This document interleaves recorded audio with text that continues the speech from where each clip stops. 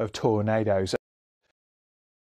Mississippi, Arkansas and Louisiana. Heavy thundery showers across southern parts of Florida. Still some smoky air in Canada, but there are some areas of rain. It's going to be turning wetter in the northwest. Temperatures dropping in the western side of North America, but still very hot in Texas. And that heat is also affecting many parts of Mexico. Should be dry in the Yucatan Peninsula. Heavy showers coming in from the Caribbean into Central America. Not too many showers, though, for the Greater Antilles. And things are looking drier for Peru through Ecuador and into Colombia. The rain's transferring their way further east, and we've got dry returning into many parts of Brazil. High pressure moving in here. Sunshine, but not that warm for the time of year. Plenty of heat though, across northern and central parts of Europe, but there are some areas of rain, as you can see here. Thundery rain affecting the UK into France and all the way down into northern parts of Iberia. It will be turning cooler across many areas of Spain and Portugal for much of the Mediterranean. It's going to be dry though with some sunshine.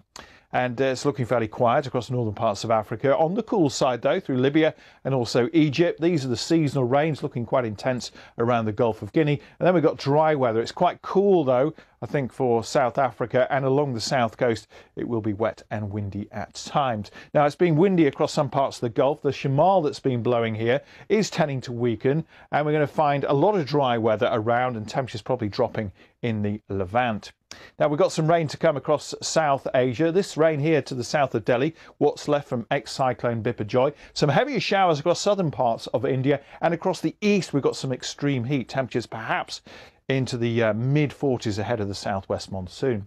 Monday looks dry across the Korean Peninsula and Japan with some sunshine, but we do have the Mayu front. That's that band of heavy rain there affecting some eastern and southern parts of China. Fewer showers though, I think, across Vietnam, perhaps into Cambodia as well. It looks quite wet fairly widely though around the Philippines. Now finally down under we could see a bit of rain coming into Western Australia, but it's colder air across the southeast. Could be a bit of snow over the mountains, certainly some rain around, some stronger winds for Victoria and Tasmania. And the weather in New Zealand quite mixed with some rain at times, but also some sunshine around as well. Goodbye.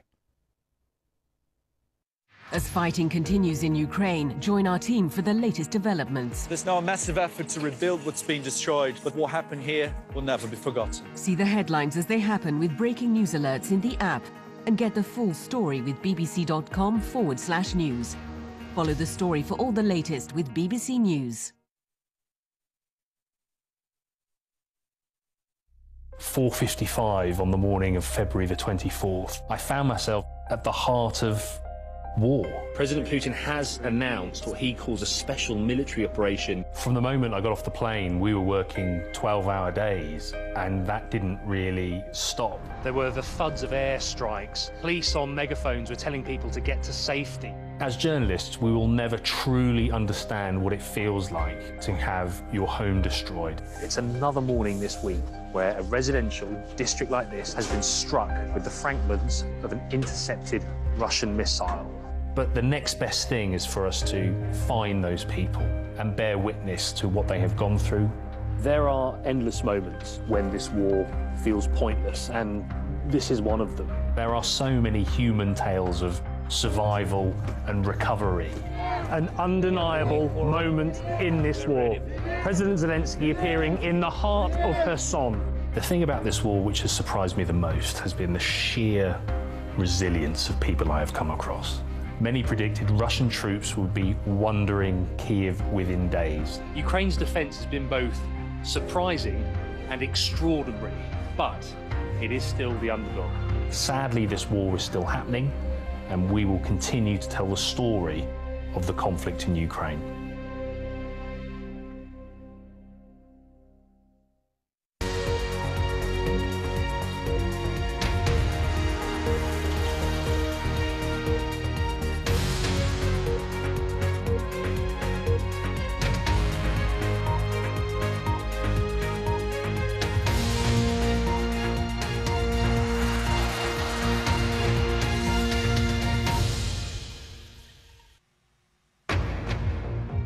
Live from Washington, this is BBC News. US Secretary of State Antony Blinken touches down in Beijing for a high-stakes weekend of talks with his Chinese counterparts. Dozens of students have been killed at a school in western Uganda by rebels linked to an Islamic State group. And King Charles takes part in his first Trooping the Colour as monarch.